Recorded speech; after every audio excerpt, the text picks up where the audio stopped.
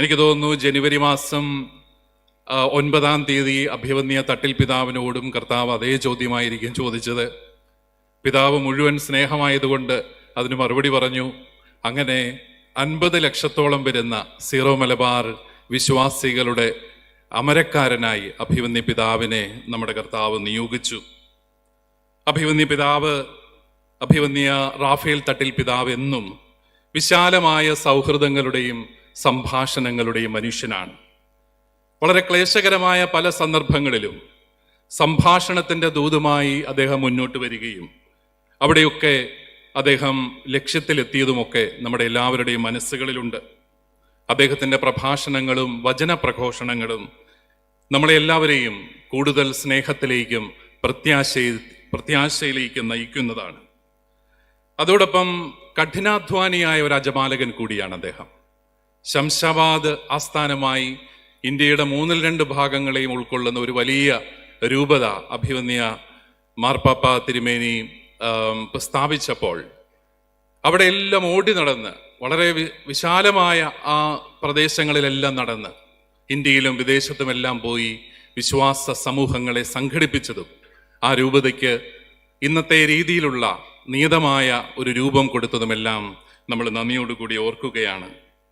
അദ്ദേഹത്തിൻ്റെ പ്രേക്ഷിത യാത്രകൾ വിശുദ്ധ പൗലോസ്ലീഹായുടെ പ്രേക്ഷിത യാത്രകളെക്കാളും കൂടുതലായിരുന്നു എന്ന് ഞാൻ കരുതുന്നു. അത്രമാത്രം വിശാലമാണല്ലോ നമ്മുടെ ഈ രാജ്യം തന്നെ. ആഴമായ വചനധ്യാനത്തിൻ്റെയും പ്രാർത്ഥനയുടെയും പിൻബലത്തിൽ അഭിവന്യ പിതാവ് ഏറ്റെടുത്തിരിക്കുന്ന ഈ നിയോഗം ഏറ്റവും അനുഗ്രഹപ്രദമാകാൻ നമ്മളെല്ലാവരും പ്രാർത്ഥിക്കുന്നു. അഭിവന്യ പിതാവിൻ്റെ ആത്മീയതയുടെ ആഴം ഈ സഭയെ കൂടുതൽ ചലനാത്മകമാക്കും എന്നതിന് യാതൊരു സംശയവുമില്ല. വിശാലമായ ചങ്ങനാശ്ശേരി അതിരൂപതയുടെ തിരുവനന്തപുരം, കൊല്ലം ജില്ലകളിലെ ദൈവജനമാണ് മുഖ്യമായും ഈ കൂട്ടായ്മയിൽ പങ്കെടുക്കുന്നത്. 1956 സീറോ മലബാർ സഭയ്ക്ക് കന്യാകുമാരി വരെ അജപാലന അവകാശം ലഭിച്ചത്. ഇന്നത് ഇന്ത്യ മുഴുവനും ലഭിച്ചു എന്നുള്ളതും നമ്മൾ നന്ദിയോടുകൂടി ഓർക്കുന്നു.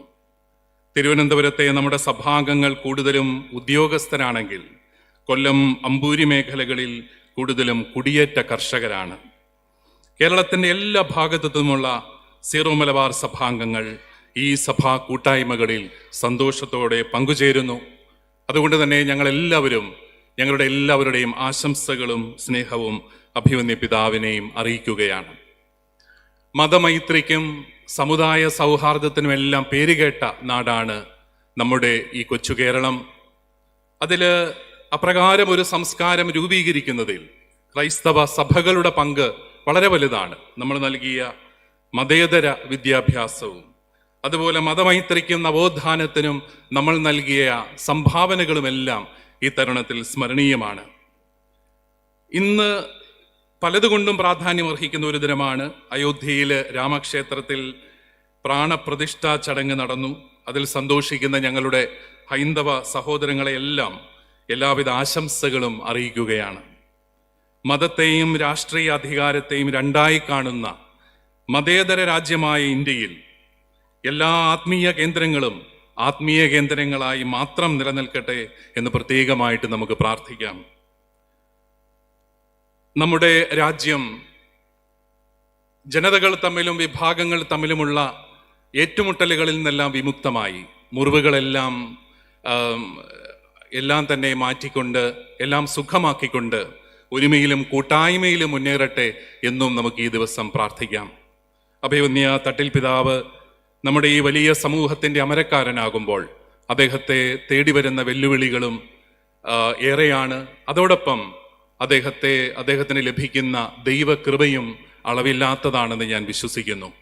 വ്യത്യസ്തമായ സാഹചര്യങ്ങളിൽ വിശ്വാസം ജീവിക്കാനും സമാധാനപൂർണമായ സമൂഹത്തെ കെട്ടിപ്പടുക്കാനുമുള്ള ഈ ജനത്തിൻ്റെ മുന്നോട്ടുള്ള യാത്രയിൽ അഭിവന്യ പിതാവിൻ്റെ നേതൃത്വം നമുക്കെല്ലാവർക്കും ഉപകാരപ്രദമാകട്ടെ എന്ന് ആശംസിക്കുന്നു.